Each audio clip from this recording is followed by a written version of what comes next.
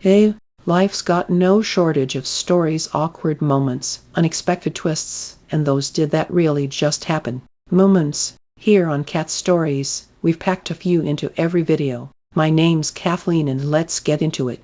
And for our next post, am I the idiot for suggesting to not worry about mental health issues? I have been talking to this person for the past 2 months. The person seemed sweet initially, but after some time I got to know about the person's mental health issues. So I said her not to worry and keep it out of thought so that you can feel comfortable. Suddenly the conversation began escalating. The person started saying that it's not okay to say something like this. You are someone who's opinionated and you aren't happy with your life. That's why you want the world to be on your opinions. I felt as I was being named and shamed as hypocrite. I don't.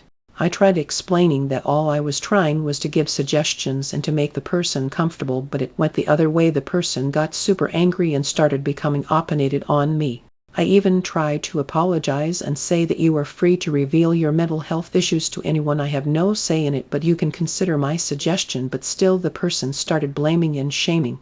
This was the first person I was talking to and I felt really bad. I don't know whether I did something wrong as I have never been in relationship. I was hoping to build something, but this went southwards. Am I the idiot? And for our next post, am I the idiot for not going to a friend's goodbye party? I have a friend who has been wanting to leave the country because they aren't happy here. We'd meet up about once a month and he'd tell me about how he's planning to leave as soon as he'd have the chance, but would need some money saved up first. Makes sense. He'd been unemployed for over a year because of a depression, but last year he started a new job and said he'd finally be able to leave. I was happy for them, even though I had my personal opinion about whether it was a good idea for him to leave. Lately I felt like he was avoiding me because every time I tried to meet up, he'd say he was busy, had things to do. But since I didn't want to think too much of it, I didn't say anything about it, and every 23 weeks I'd continue to suggest to go do something together.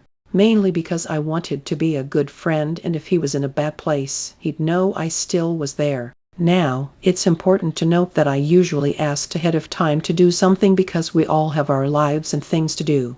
So, last time I suggested we met up, I got the same reply: he couldn't do it. But this time he suggested a new date immediately. I checked if I had things to do and agreed.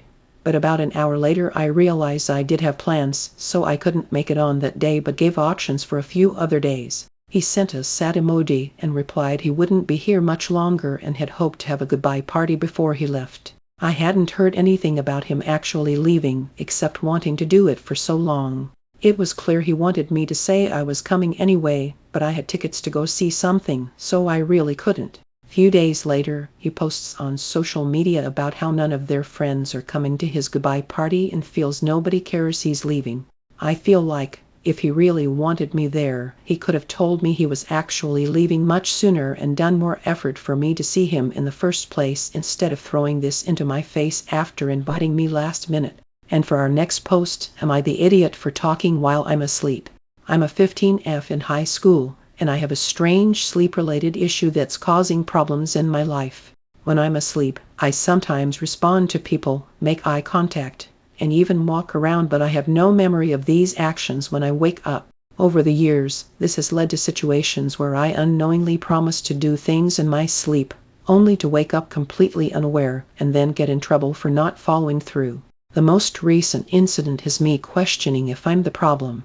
A few days ago, I had a swim meet in the evening. My parents woke me up around 6 p.m. or so. They told me and asked if I had a meet that day. Apparently, I sleep-talked and told them no, then went right back to sleep. I woke up 50 minutes later thinking there wasn't practice for a meet. Since I hadn't been woken up for anything, I can't drive, so my parents control when I leave for events. I started messaging friends on my phone, only to get a message from my coach asking where I was and telling me the meet had already started. I panicked, got up, and asked for a ride. My mom was busy taking my brother to basketball, and my dad was in the middle of work. He works from home, but luckily, my dad managed to take me. I arrived just in time, and none of my events had started yet, so everything worked out in the end. However, when I got home, my parents were furious. They confiscated all my electronics and yelled at me for not being present and blamed the situation on me listening to too much music. For context, my parents have very high standards for me. Getting a B+ in a college level class is enough to make them angry.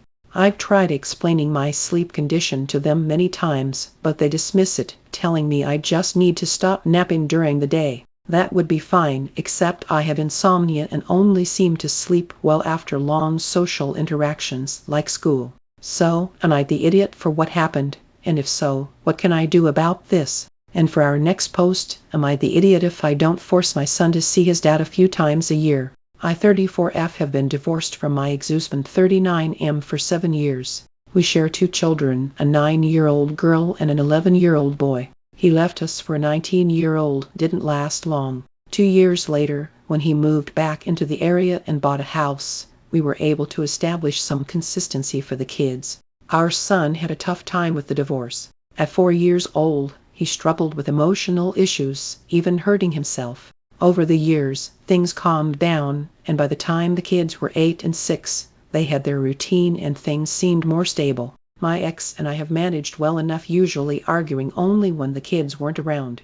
Our main issues stemmed from his tendency to make promises and lie frequently. In Jan 2023, he lost his job. He eventually got a job about 45 minutes away with training for a store that was over 1.5 hours away. He began talking about moving halfway between our homes, which seemed reasonable. But after a month of training, he informed me he was moving 6 hours away. Later found out it was over 8 hours for a franchise opportunity. This news devastated the children, as we had been telling them he was just moving a short distance. Although he promised to visit on weekends, which he did for the most part. The weekend before his move, he took the kids to the zoo with a woman I had never heard of before. Back in Deck before losing his job, he had mentioned bringing a woman and her teenage son to live with him. She was the one, he loved her. But when he lost his job, she left. The woman at the zoo was a surprise. When the kids got home, they mentioned her as Dad's friend. As usual, my ex was evasive when I asked questions, but eventually, after weeks of denial, he told me he'd married her. I was floored. He met her online in March, married her in June, and she had 5 children, none of whom the kids had met. My son went into therapy, needing support beyond just me, and my daughter cried for weeks. The summer of 24 was hard. My son was especially upset and decided to stop seeing his dad altogether. After a few months, he wrote a letter to his father expressing his feelings and agreed to try again after 5 months of no contact. Felt like progress for him to resolve the issues with his dad. My ex's new children, ranging from ages 5 to 13, were now around all the time. It didn't take long for tensions to rise. My son didn't want to continue the visits, not wanting to be around the new family dynamic. After some compromise, I agreed he would see his dad every 3rd visit, which led to improvements in his mood. He became much happier, had straight A's, and seemed more at ease. Things took a turn when he became distressed about visiting his dad again. He explained that his dad treats his stepchildren more favorably. Both kids have expressed their discomfort with the situation. My daughter still wanting to try and my son being done. Am I the idiot if I don't force my son to see his dad again? And for our next post, am I the idiot? Am I an idiot for telling my father I don't want to talk to him anymore and filing for unemployment after he got back at work? Hi, I'm a female, 28. I have been working at family business from 2015, so nearly 10 years now.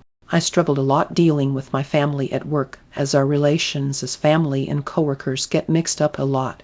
Although I gave myself a promise I'll stay until I see that the experience and enjoyment I get is worth the family drama. Recently my father has returned to work after being away for 2 years because of depression and alcoholism. He didn't want to solve these problems by himself. My mom, who actually started our whole family business, helped him to get through it. Now most of it is over, he's back at work, where everything changed. Everyone has gotten used to him not being there, and my mom, me, and my elder sister being the managing directors.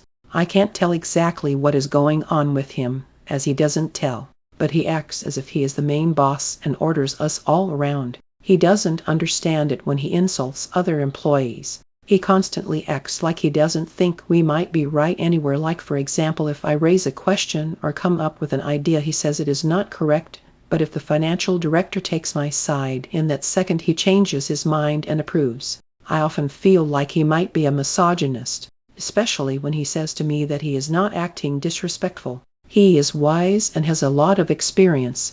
I'm too young to understand, but when I will understand I will get why he acts or speaks this way. I haven't seen disrespectful yet.